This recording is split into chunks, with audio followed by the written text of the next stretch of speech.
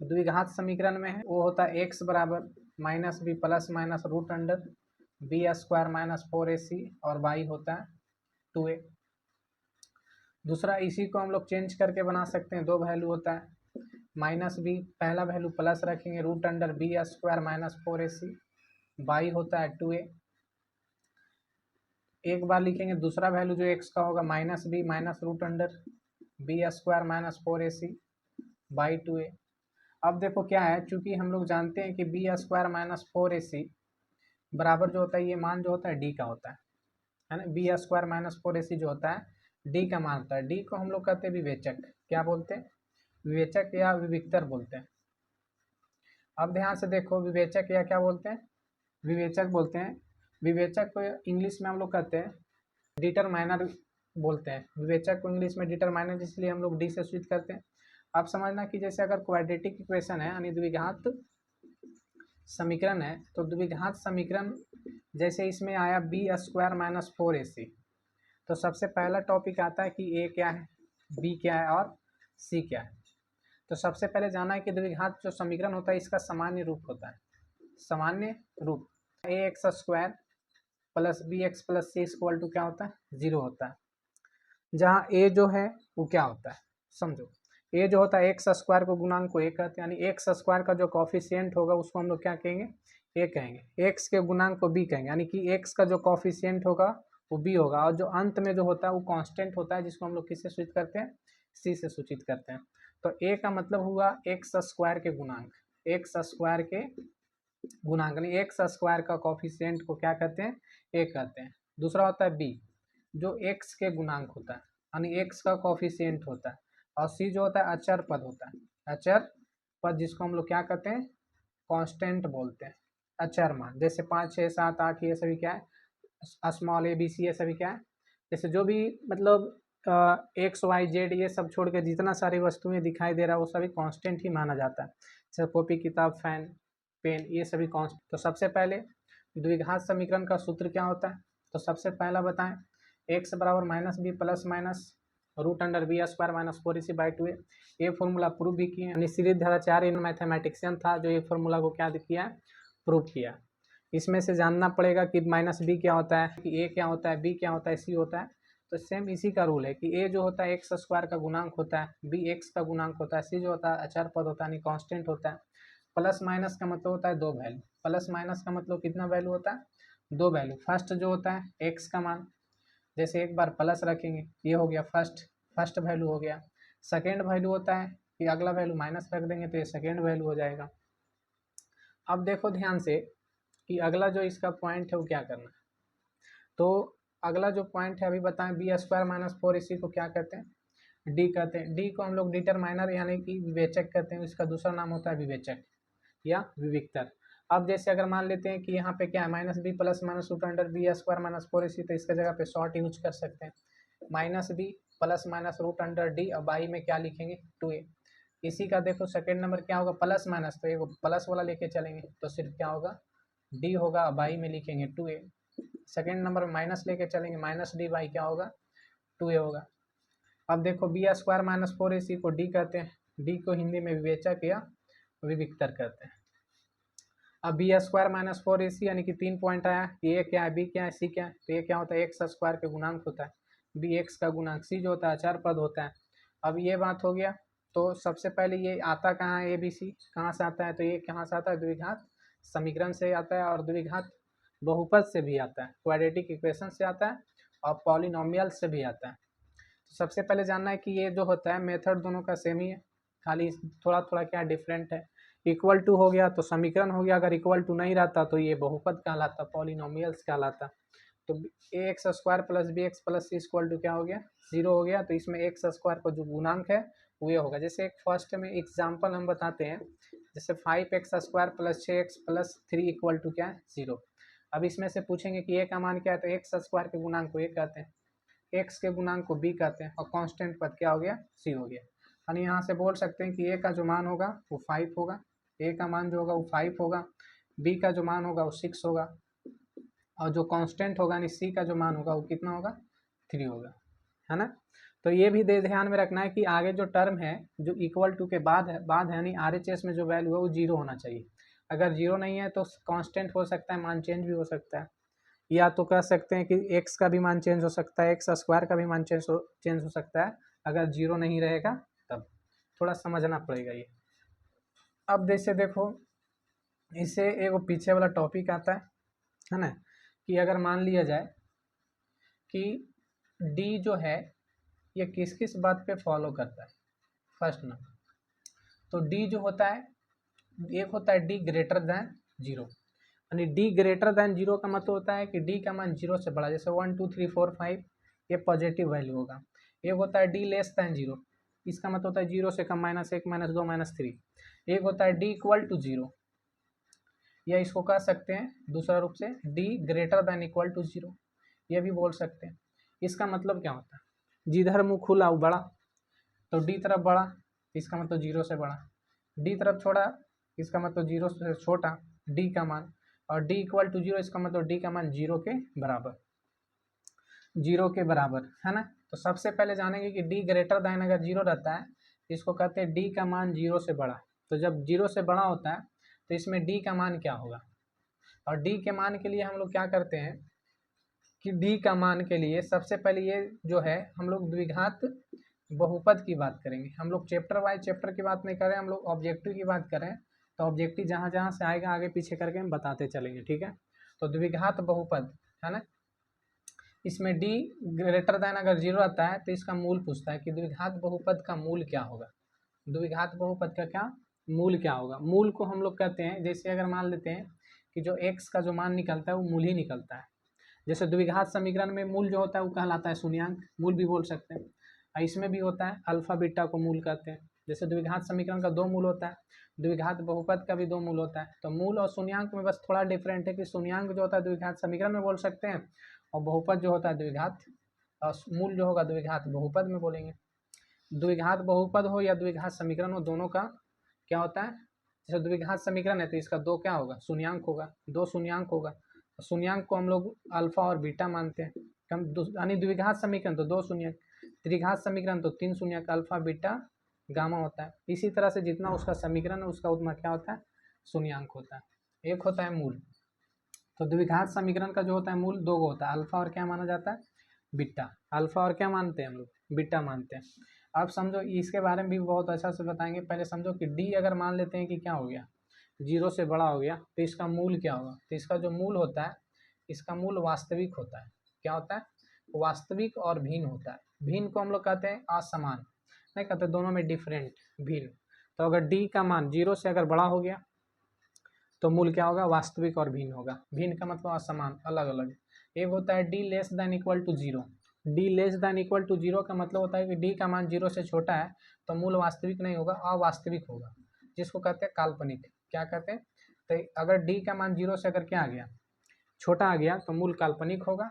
क्या होगा, मूल काल्पनिक होगा, या कह सकते हैं कि मूल आभासी होगा या अवास्तविक होगा। लेकिन जब अगर डी इक्वल टू जीरो आ गया, यानी डी का मान निकालने पर क्या आ गया, तो बोलेगा कि डी का मान निकालेंगे कहाँ से, तो डी का जो मान निकालना है ये द्विघात बहुपद से निकालना रहता है। द्विघात बहुपद समीकरण से भी निकाल सकते हो, लेकिन बहुपद के लिए अगर डी की बात करें less than greater than equal to, तो बहुपद में ही चलना पड़ेगा। द्विघात बहुपद का एक समान रूप होता है x square plus B x plus क्या होता है सी। अब इसमें से क्या करना, ए बी सी का मान दिया हुआ रहता है, वहाँ से डी का मान निकालेंगे। जैसे अगर मान लेते हैं 5x² प्लस 6x प्लस 8, तो इसमें से ए का मान आया 5, बी का मान आया 6 और सी का मान आया 8। अब देखो ध्यान से, ए का मान, बी का मान और क्या निकला, सी का मान। अब इसमें से हम लोग का डी निकालेंगे। डी का फॉर्मूला होता है बी स्क्वायर माइनस 4ac।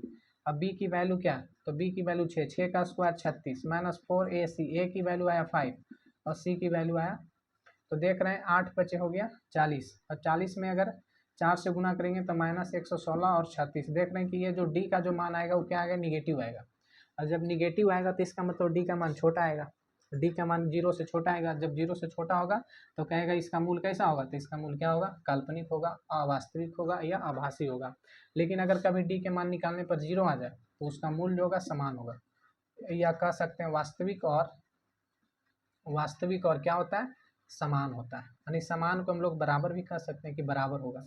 मूल बराबर कब हो, यानी कि मूल बराबर कब होता है, जब डी बराबर क्या हो, 0। जब डी बराबर 0 तो वास्तविक और क्या होता है, बराबर, या शॉर्ट में हम लोग बराबर कह सकते हैं या मूल समान कह सकते हैं। अब जैसे अगर मान लेते हैं कि बहुपद का कुछ इंपॉर्टेंट फॉर्मूला है ना, कि बहुपद में क्या कौन कौन सी फॉर्मूला आता है, उसका बात करते हैं। तो देखो फॉर्मूला जो होता है कि अल्फा प्लस बीटा बराबर क्या होता है, अल्फा इंटू बीटा बराबर क्या होता है, अल्फा बीटा क्या है ना। ये भी बहुत इसके लिए क्या है, इम्पोर्टेंट टॉपिक है, और यही सबसे क्या रहेगा हम लोग का ऑब्जेक्टिव क्वेश्चन रहता है। देखो सबसे पहले ध्यान से देखना, अगर मान लिया जाए कि द्विघात बहुपद की बात कर रहे हैं, द्विघात बहुपद, ध्यान से समझना कौन सी बहुपद है, द्विघात बहुपद, पॉलिनोमियल्स। अब समझो ये बहुपद यानी पॉलिनोमियल्स की बात कर, ये होता क्या, इसका समान रूप क्या होता है, A x square plus B x plus C. इसमें भी वही होगा कि ए जो होगा एक्स स्क्वायर के कॉफिशिएंट होगा यानी गुणांक होगा, बी जो होगा एक्स के गुणांक होगा, बी जो होगा एक्स का गुणांक होगा, और सी जो होगा वो अचर पद होगा यानी कांस्टेंट वैल्यू होगा। अब देखो ध्यान से, या अचर मान का मतलब कांस्टेंट, अचर मान होगा यानी कांस्टेंट वैल्यू होगा। अब समझो इधर ध्यान से क्या करना, तो द्विघात अगर बहुपद है तो इसका दो मूल होगा, दो क्या होगा, मूल होगा। नहीं पता कि कौन कौन मूल है तो उसको मान लिया जाता है अल्फा और बीटा, अल्फा और क्या मान लेते हैं, बीटा मान लेते हैं। और इसमें दो फॉर्मूला बनता है कि द्विघात बहुपद के मूलों का योग, मूलों का योग। तो मूलों का योग का मतलब हो गया alpha plus beta, alpha plus beta, और मूलों का योग का एक फॉर्मूला होता है minus B by a, minus B by a. Second number आता है द्विघात बहुपद, द्विघात बहुपद के मूलों का गुणनफल के क्या होता है, मूलों का गुणनफल। तो गुणनफल मतलब अल्फा इंटू बीटा, अभी जस्ट बताएं कि मूल अल्फा और बीटा होता है, तो मूलों का योग मतलब अल्फा प्लस बीटा, मूलों का गुणनफल यानी अल्फा इंटू बीटा। अब इसका फॉर्मूला होता है C by A, C by ए। अब सोच रहा होगा कि बी ए क्या है, सी क्या है, तो अभी बताएं, ए जो होता है एक्स स्क्वायर के गुणांक होता है, बी जो होता है एक्स का गुणांक होता है, सी जो होता है अचर मान होता है। अब कहेगा ए बी सी कहाँ से निकालेंगे, जैसे अगर मान लेते हैं कि फर्स्ट एग्जाम्पल, या ये द्विघात बहुपद रहेगा, जैसे 2x square plus 3x minus 8, या प्लस 8 ही होगा, माइनस प्लस कोई दिक्कत नहीं, समझो प्लस ही रहेगा। ए की वैल्यू क्या है 2, बी का मान क्या है 3, और सी का मान क्या है 8। अब इसमें पूछा कि द्विघात बहुपद में मूलों का योग गुणनफल निकालें। तो क्या करना है, योग फल निकालना है। तो सबसे पहले लिखेंगे मूलों का योग यानी अल्फा प्लस बीटा, इसका फॉर्मूला होता है माइनस बी बाई ए। अब माइनस तो रहेगा, बी का मान कितना निकालें 3, तो यहाँ रख देना 3। अब देखो ए का मान क्या है 2, तो यहाँ रख देंगे 2, यानी कि मूलों का योग क्या निकल गया -3/2। दूसरा जो पूछेगा क्या है, मूलों का गुणनफल निकाले, तो लिखेंगे मूलों का गुणनफल। तो मूलों का गुणनफल यानी अल्फा इंटू बीटा यानी फॉर्मूला होता है सी बाई ए। तो देख रहे हैं सी का मान क्या है 8, यहाँ 8 रखेंगे, ए का मान क्या है 2, तो यहाँ कितना रखेंगे 2, कटेगा तो काट देना 2 दूनी यानी 4 दूनी 8। तो देख रहे हैं मूलों का योग कितना है, -3/2, और गुणनफल कितना है 4 है। तो द्विघात बहुपद का समान रूप ये होता है, एक्स स्क्वायर के गुणांक को ए कहते हैं और एक्स के गुणांक को बी कहते हैं। अचार पद क्या होता है, अगर हम पूछेंगे बताओ द्विघात बहुपद है 2x स्क्वायर 3x माइनस 10, कहेंगे ए का मान फर्स्ट वाला, बी का मान सेकेंड वाला, और सी का मान जो अंत में जो बच रहा है माइनस प्लस सहित लिखा था यानी -10 यानी ए बी और ये क्या हो गया सी। लेकिन ये होना चाहिए, इसका समान रूप जैसा मिलना चाहिए, स्क्वायर वाला पहले होना चाहिए, उसके बाद बिना एक्स वाला होना चाहिए, यानी कि एक्स के होना चाहिए, अब एक विदाउट एक्स होना चाहिए, यानी सिर्फ कांस्टेंट जैसा दिखना चाहिए। तो वैसे जो होगा इसमें ए बी सी का क्या हो जाएगा, मान निकल जाएगा। तो अभी हम बताएं द्विघात समीकरण के बारे में, द्विघात बहुपद के बारे में। कुछ द्विघात बहुपद क्वेश्चन इस तरह से रहेगा तो उसको कैसे बनाना है। जैसे पहला, अगर मान लेते हैं फर्स्ट नंबर क्वेश्चन है कि 3x² + 5x - 8 के दो मूल अल्फा और बीटा है। अल्फा कॉमा क्या है, बीटा है। तो फर्स्ट में रहेगा कि 1/α + 1/बीटा का मान निकालें। दूसरा हो सकता है α² + β² का मान निकालें। α² प्लस क्या रहेगा, β² का मान निकालें। तो सबसे पहले क्या करना है कि बनाने से पहले समीकरण क्या है, तो समीकरण है 3x² + 5x - 8। इसमें से a का मान क्या होगा 3, b का मान क्या होगा 5 और c का मान क्या होगा -8। माइनस कितना होगा 8 होगा। अब देखो इसमें से फर्स्ट में मान क्या निकालना है, तो फर्स्ट में देखो मान निकालना है ये है ना 1/α + 1/बीटा, दोनों का एलसीएम निकालना अल्फा इंटू बीटा।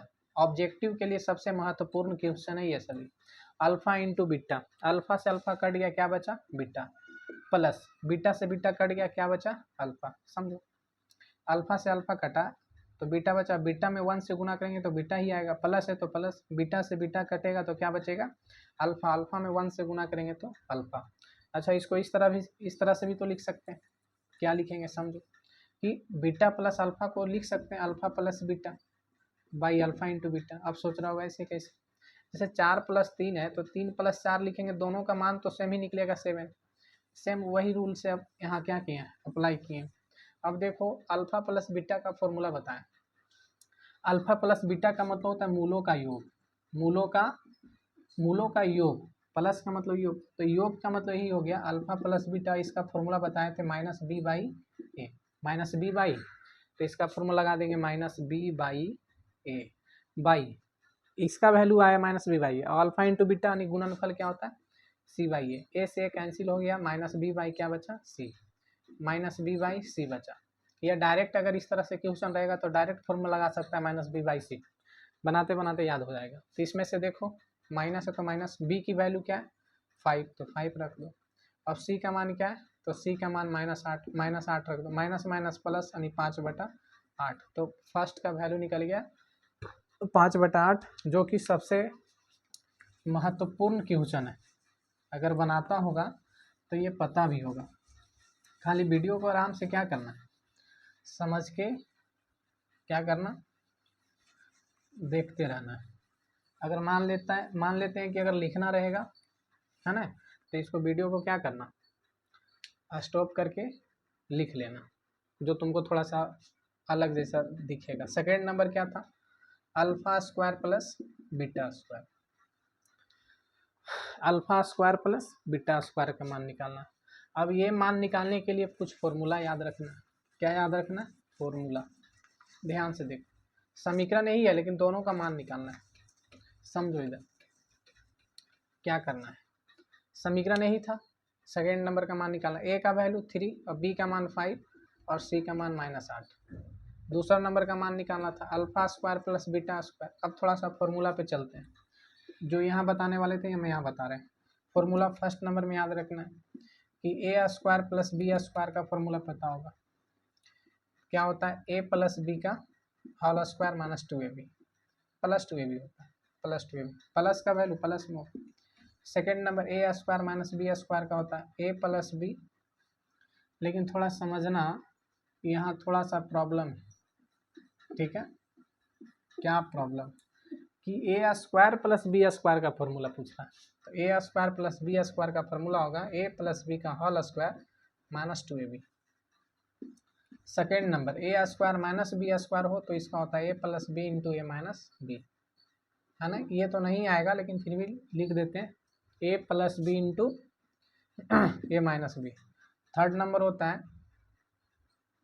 अगर a + b का होल स्क्वायर आ गया है ना, तो क्या होता है a² + b² + 2ab, लेकिन इसका यूज ही नहीं होगा। a - b का होल स्क्वायर, इसका होता है a² + b² - 2ab।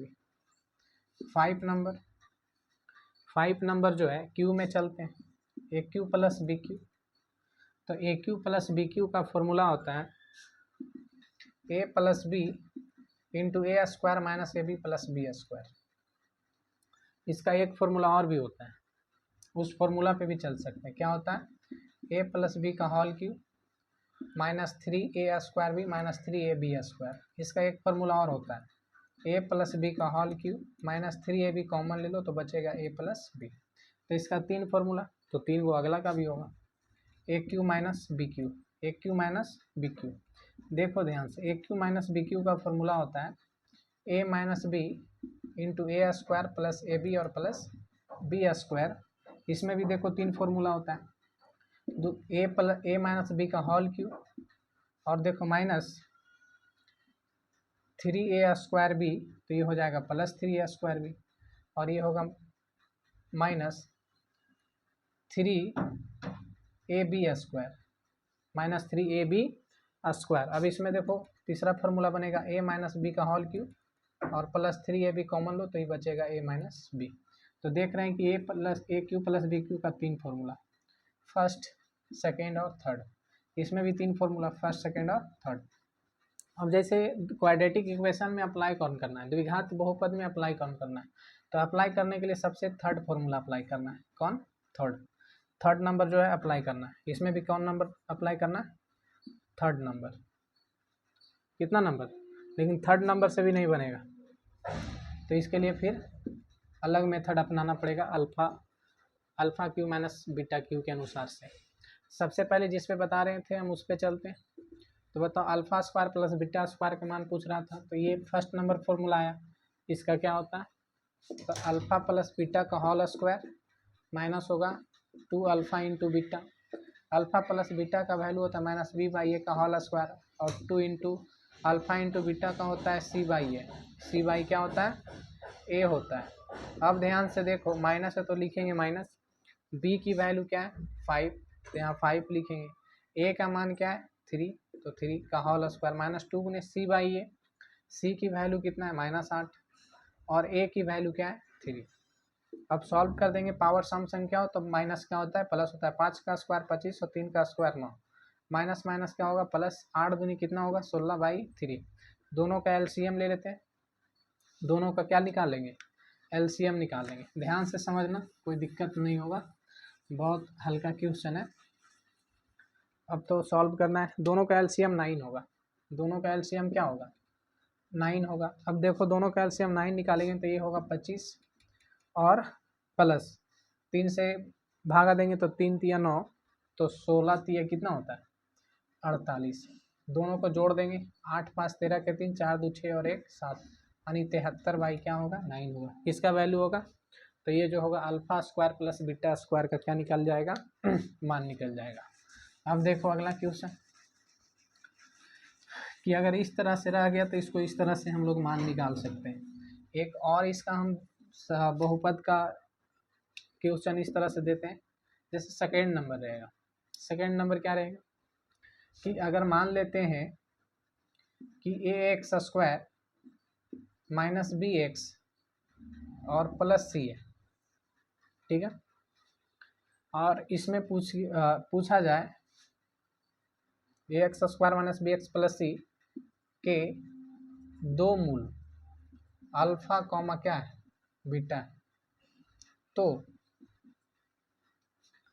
तो 1 by alpha plus 1 by beta का मान निकालें। ऑब्जेक्टिव क्वेश्चन है, चूंकि हल करते हैं। समीकरण क्या है? A x square minus B x plus C. A की वैल्यू क्या है? यही है। बी की वैल्यू क्या है? माइनस बी, और सी की वैल्यू क्या है? सी दिया हुआ। अब देखो क्या करते हैं कि ए का मान ए, बी का मान माइनस बी और सी का मान सी हो गया। तो इसमें देखो वैल्यू निकालते हैं 1 बाई, चूँकि 1 by alpha plus 1 by beta, 1 by alpha plus 1 by beta, दोनों का एलसीएम होगा अल्फा इंटू बीटा, तो ऊपर होगा बीटा प्लस अल्फा। ध्यान से समझो, अगर कट जाएगा, सोच रहा होगा कट जाएगा, तो इसको क्या करना? A1 धरना, इसको B1, इसको क्या करना? अब तो नहीं कटेगा, उसका यूज के बताएंगे। अब देखो क्या करना है, सेम अगर रहेगा तो इस तरह से मान लेना, कोई दिक्कत नहीं होगा। अब देखो क्या है कि प्लस बीटा, जैसे अल्फा से अल्फा कटा बचा बीटा, बीटा में 1 से गुना करेंगे बीटा, प्लस है तो प्लस, बीटा से भाग देंगे तो बीटा कट जाएगा, बचेगा अल्फा, अल्फा में 1 से गुना करेंगे अल्फा, बीटा प्लस अल्फा को कह सकते हैं अल्फा प्लस बीटा, और ये है alpha into beta, alpha into beta, इसका ऊपर बता रहे हैं, ध्यान से समझना। अल्फा प्लस बीटा की जो वैल्यू होता है वो होता है माइनस बी बाई ए, जानता होगा मूलों का योग, alpha plus beta minus B by, alpha into beta होता है सी बाई ए से ए कटेगा, बचेगा minus B by C, minus B by C. अब देखो माइनस बी की वैल्यू क्या है, तो देखो बी का मान क्या है, तो बी का जो मान होगा ना इसको हम लोग कहेंगे B1 A1 C1 A1, क्योंकि हम लोग का इस तरह से मान में इंक्रीज करना है। तो देखो B1 A1 C1 A1 B1 C, तो यहाँ भी C1 धरेंगे और यहाँ भी हो जाएगा B1। अब इसका मान बैठाते हैं, तो माइनस B1 की वैल्यू क्या है, माइनस बी, माइनस पहले था फिर माइनस बी, और C1 की वैल्यू क्या है C, तो यहाँ C दे दो, माइनस माइनस हो गया प्लस, यानी आ जाएगा B बाई C। तो ये किसका मान निकला, तो 1 by alpha plus 1 by beta का मान निकला B।